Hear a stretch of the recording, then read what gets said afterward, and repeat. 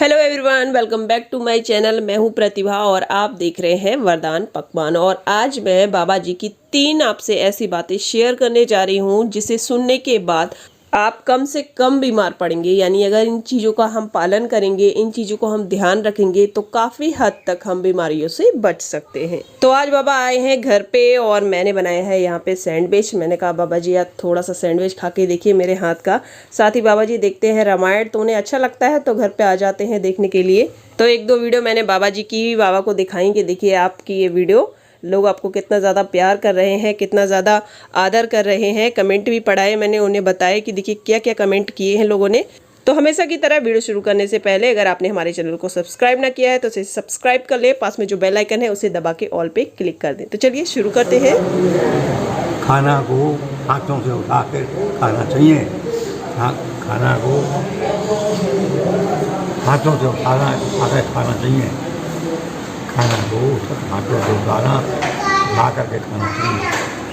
तो आप शायद समझ गए होंगे कि बाबा जी यहाँ पे क्या कह रहे हैं। पीछे से बहुत शोर आ रहा था, काफ़ी सारे लोग बैठे थे वहाँ पे, इसलिए चलिए मैं एक बार और आपको बता देती हूँ। तो बाबा जी यहाँ कह रहे हैं कि हमेशा हमें खाने को ना हाथों से उठा के खाना चाहिए। मतलब जो हम चम्मच का यूज़ करते हैं उसे यूज़ नहीं करना चाहिए। चलिए मैं बताती हूँ क्यों। आयुर्वेद के अनुसार हमारा शरीर 5 तत्वों से मिलकर बना है और ये 5 तत्व हमारे हाथ में मौजूद है। अंगूठा यानी अग्नि तत्व, तर्जनी यानी वायु तत्व, मध्यमा यानी आकाश तत्व, अनामिका यानी पृथ्वी तत्व और कनिष्का यानी जल तत्व। जब हम हाथ से भोजन करते हैं ना तो हमारा जो अंगूठा है और जो उंगलियां हैं मिलाकर खाना खाते हैं, यानी कि सारे तत्व एकजुट हो जाते हैं जिससे भोजन ऊर्जादायक और स्वास्थ्यवर्धक बन जाता है। हाथ द्वारा भोजन करने से जो हमारा मस्तिष्क होता है ना वो हमारे पेट को संकेत देता है जिससे पाचन क्रिया सुधरती है। आज से थोड़े पिछले सालों में हम चले जाएं, मतलब हम अपने मम्मी पापा के ज़माने में चले जाएं, दादी दादा के ज़माने में चले जाएं, कौन करता था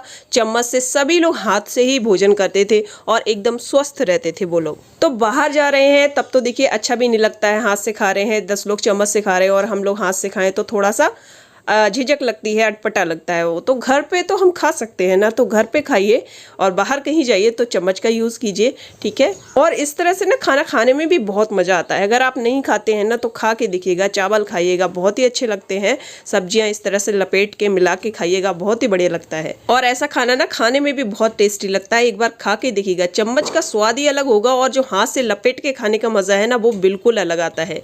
तो अगर तुलना करने की बात कहें ना तो आज भी जो गांव का इंसान है वो शहर के इंसान से ज़्यादा स्वस्थ है, क्योंकि वो प्रकृति के पास रहता है, प्रकृति के नज़दीक रहता है। पेट को साफ रख के कब्ज कभी न बनने दे। पेट को साफ रख के कब्ज कभी न बनने दे। पेट में कब्ज हो जाए तो पानी खूब पिए। पेट में कब्ज हो जाए तो पानी खूब पिए।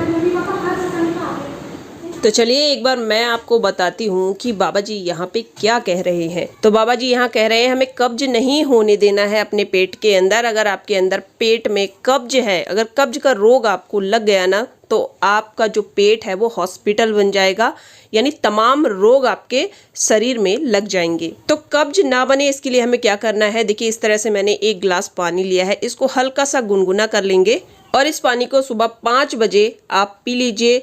6 बजे तक देखिएगा आपका बहुत ही खुलकर पेट एकदम साफ हो जाएगा। और अगर आपको एलोवेरा सूट करता है तो आप एलोवेरा का जो वाइट वाला पार्ट होता है ना उसको भी हल्का सा काला नमक डाल के खा सकते हैं, वो भी बहुत बढ़िया दवा है कब्ज के लिए। अब इसको हम 1 गिलास में कर लेंगे। तो आप चाहे पानी ले लीजिए चाहे दूध ले लीजिए, मतलब दिन में आप पानी, दूध, छाछ, ठीक है, ये सब जूस वगैरह ले लीजिए। अगर आपको कब्ज रहता है तो आपके पेट के अंदर जो है ना इस तरह की चीज़ें जानी चाहिए, मतलब लिक्विड चीज़ें ज़्यादा जानी चाहिए, चाहे वो आप पानी के रूप में लें, चाहे दूध के रूप में लें, चाहे छाछ के रूप में लें, चाहे जूस के रूप में लें। ये सारी जो चीज़ें हैं आपको कब्ज नहीं होने देंगी और कब्ज अगर है तो आपके कब्ज का एकदम सफाया हो जाएगा। तो इस तरह से अगर आप गुनगुना पानी सुबह लेते हैं 5 बजे के टाइम, ठीक है, आपको आप सोच रहे होंगे कि 5 बजे का क्या नियम है, तो देखिए मैं वही बता रही हूँ जो बाबा जी ने मुझे बताया है। 5 बजे के टाइम क्या होता है ना, जो हमारी प्राण शक्ति होती है वो पेट के आसपास होती है। मतलब 3 बजे से जो हमारी प्राण शक्ति होती है वो यानी 6 बजे तक हमारे पेट के बीच में रहती है। इस टाइम अगर हम गुनगुना पानी लें या कोई भी ऐसी चीज लें तो उसका बहुत ही अच्छा असर होता है। और आपको पता है कि 12 बजे के टाइम, रात के 12 बजे के टाइम जो हमारी प्राण शक्ति होती है वो हमारे सीने में होती है। आपने देखा है कभी हार्ट अटैक जब दिन में पड़ता है तो भले को आदमी बच जाए, लेकिन जब रात में अगर उसे हार्ट अटैक पड़ गया तो उसे बचाना बहुत ही ज्यादा मुश्किल हो जाता है, क्योंकि उस टाइम जो हमारी प्राण शक्ति होती है वो सीने में होती है। देखा होगा ना आपने, कोई भी रोग होता है तो रात में ज्यादा परेशान करता है हमें। कभी ये आप बात महसूस कीजिएगा कि कोई भी आपको परेशानी है तो वो रात में सबसे ज्यादा परेशान करती है। और ये सब क्यों होता है पता है आपको? ये सब हमारी प्राण शक्ति की वजह से होता है। तो चलिए अगला टिप्स देखते हैं। पानी तरह खाएं, खाना को पानी तरह खाएं, पानी को खाना की तरह खाएं और खाना को पानी तरह खाएं। तो देखिए कुछ लोगों को समझ नहीं आता है ना, इसलिए मैं बार बार आपको बता देती हूँ। तो देखिए बाबा जी यहाँ कह रहे हैं कि जो भी हम खाना खाएं उसको हमें पानी की तरह खाना है और पानी को हमें खाना की तरह खाना है, ठीक है? तो जो भी निवाला आप तोड़े और मुंह के अंदर डालें ना, उसे आपको इतना चबाना है कि वो बिल्कुल पानी पानी सा हो जाए। तो देखिए ये तो हमें सबको ही पता है, जब हम जो खा रहे हैं वो बिल्कुल पानी पानी सा हो जाएगा तो हमारी आंत पे भी जोर नहीं पड़ेगा, यानी जो दांतों का काम है वो हमारी आंतों को नहीं करना पड़ेगा, है ना? और जो पानी है उसको हमें धीरे धीरे पीना चाहिए, आराम से घूट घूट करके आराम से पीजिए, गट गट गट गट करके नहीं पीना है।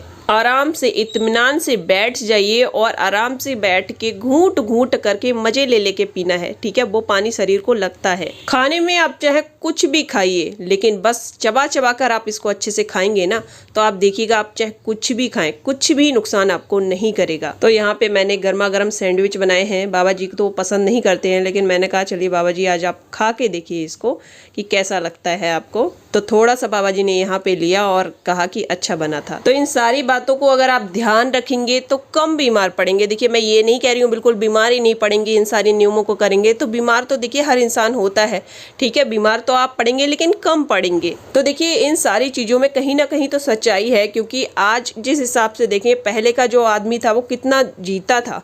देख रहे हैं आप, मतलब 104 साल के बाबा जी हैं और अभी भी गाँव में भी आपको बहुत से बूढ़े बूढ़े लोग मिल जाएंगे जिनका खान पान अच्छा होता है, शुद्ध वायु उन्हें मिलती है। पर अभी ऐसी क्या चीजें हैं जो आदमी की आयु बिल्कुल कम होती जा रही है, 50-60 ही नहीं टिक पाता आदमी।